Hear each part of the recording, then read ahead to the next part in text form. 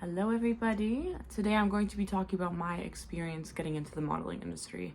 I'm definitely not where I want to be. I have a long ways to go, but I'm just a average girl. I don't have a typical model look. I'm not very tall. I'm 5'5".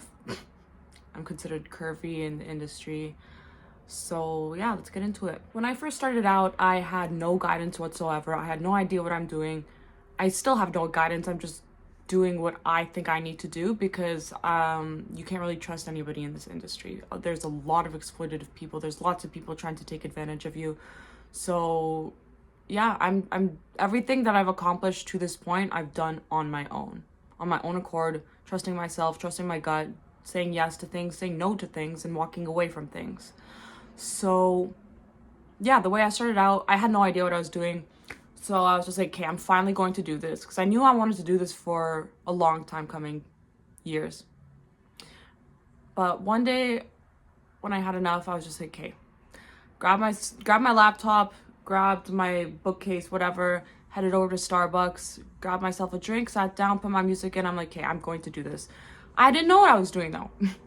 So I'm just like Googled, how do you become a model? And the first thing that comes up obviously is to get your photos taken.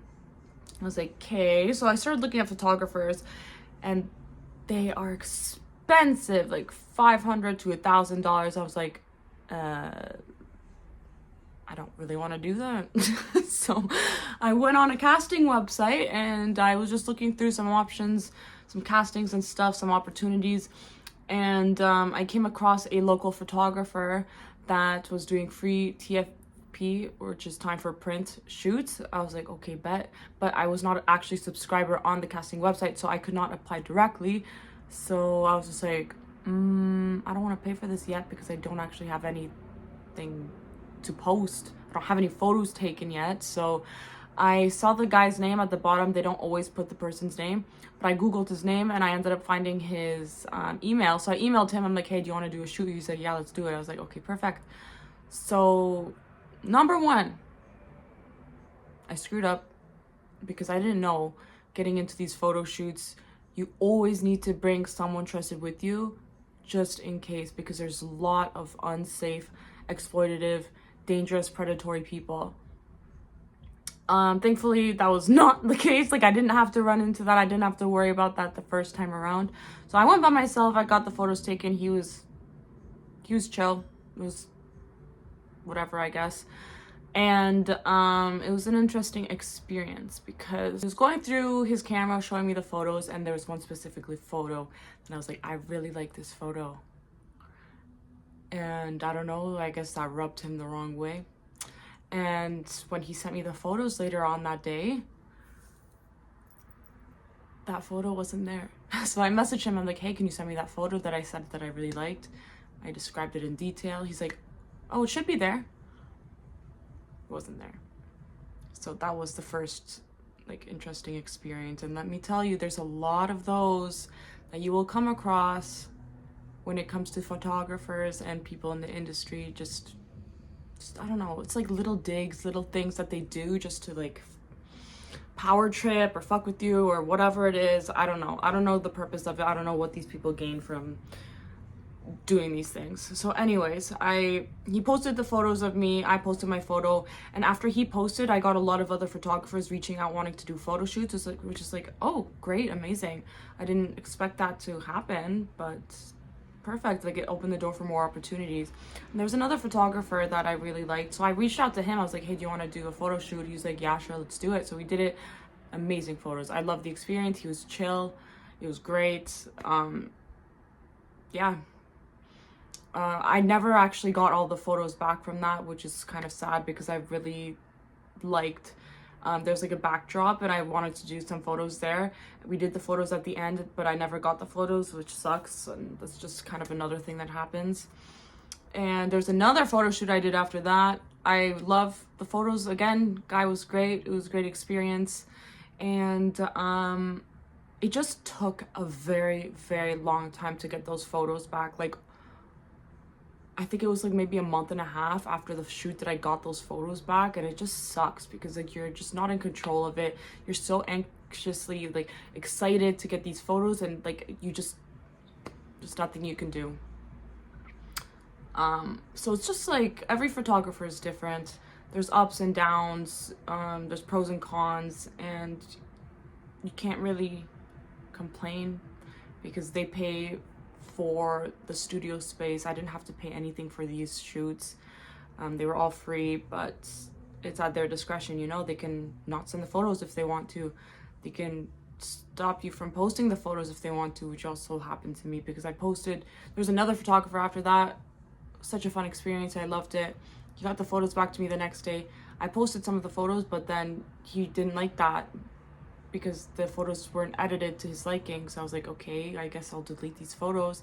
He's like, yeah, like, thanks, like, I just want to edit these photos. And then months went by, he never edited the photos. So I'm like, all right, I'm just going to go ahead and post these again then, because I can't be waiting on other people's time. Like, I need to do what I need to do. So it's frustrating. It gets really fucking frustrating because, like, you want to work with these people, but sometimes these people just want to work with themselves and have you there, take photos of you, and then keep them for themselves, which I haven't had yet, thank God. I haven't had somebody that just never sent me the photos, but I've heard stories that it has happened to some people, which sucks. So yeah, going back to it, I just, photo shoots per se were exactly what I wanted to do. You can't really make much money off of them anyways. So yeah, I got my photos, I got my portfolio, then I kind of just stopped doing photo shoots because I'm not getting paid for it. It takes a lot of energy, time. It's in Toronto typically, which is like an hour and a half away. With traffic, it can be like 2 to 3 hours sometimes one way, which is just exhausting. So I need to really mind my energy and how I'm expending it in this space. So yeah, I have my photos, and my number one goal getting into modeling was always to be a runway model. So I went to multiple agencies. They all accepted me, but I chose to go with one specific one. But I never got a single job from there. I signed with them in November, and up until this date, which is like end of April, I got one audition. One.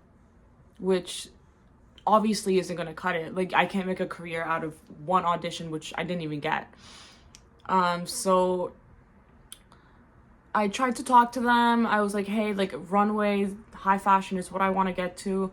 But he straight up told me no. He's like, you're not tall enough. Like, it's just no. I was like, okay, well, if you don't believe in me, I believe in me. So I'm going to make this work regardless. And what I also learned in the industry is that commercial work is the way to make money.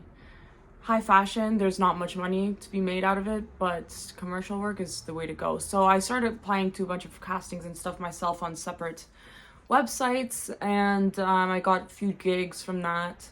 Nothing too high paying, nothing crazy yet, but soon, I hope. Fucking soon. Please. This is rough out here. Like, I got so many gigs in February. I was like, oh my God, like, this is easy. This is great. March came, fucking slapped me across my face, gave me a reality check. I was like, nah, girl, it's not always going to be consistent like this. I got like no gigs in March, got no money. I was just like, oh. So, okay, so that's what this is like. It was not fun. It was not pretty. It was stressful. So there's lots of ups and downs in the seasons in modeling, I guess. And we're in April now. Beginning of April was still kind of slow, but now we're speeding up. And in the meantime, I did some runway shows. Runway shows in Toronto are questionable. One runway show I did, they didn't even, like, typically when you go to these shows, they're volunteer, which is crazy because I didn't even realize how many thousands of dollars these organizations are making and just not paying their models at all. But mind you, if you guys didn't have models, you guys wouldn't have a show. So it's just unacceptable. Like, at least pay us $50. $50, thank you for your time, your energy, your driving, your transportation, your whatever. Like, not even that. We don't even get $50, which is crazy to me. It's crazy. It's free work. It's exploitation. And they know that we do these things because we want to build our portfolio. And that's the excuse that they use to do to use models for free while they profit off of us, which is, it just makes me so mad. It makes me so upset. They need to do better. So anyways, I've done a few shows. One show in specific was crazy because typically, like, you don't get paid for these, but typically at least they feed you. They give you some food throughout the day so that you're good. But this one in specifically, they did not feed us nothing. Didn't even get water.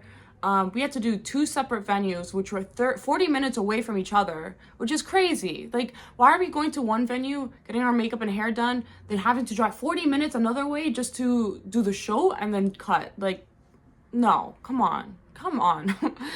So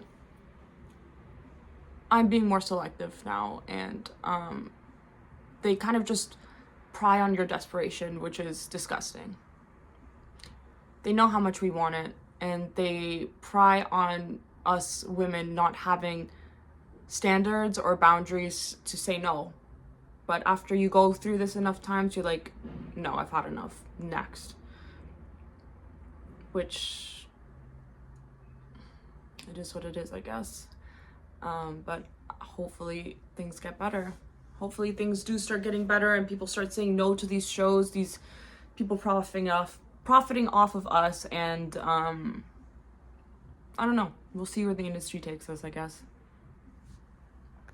So yeah, I have gone through starting off. I've gone through getting my photo shoots done, getting into an agency, runway shows. I got published in magazine, 2 magazines as well. So all of those goals have been met, but like, none of these are making me money yet. Like, so I was just like, oh my god, I want to be published in a magazine, I want to do runway, I did all these things, but now I'm like, okay, like, but like, I need to start making money. So I've been trying to apply to like commercial work and stuff like that, but these things are so competitive because they're typically looking for a very specific look, and if you don't match that, it doesn't matter how outgoing, how pretty, how this, how that you are, like, you just won't get it if that's not what they're looking for. So yeah, just navigating through this is a lot. And if you do not have a support system, if you don't have any of that, like, I didn't have any guidance, no nothing. I've just been trial and error, fail, rejection. It's very mentally draining, and like, the burnout is real. Every day I'm trying to find opportunities for myself. I'm trying to apply to things every single day.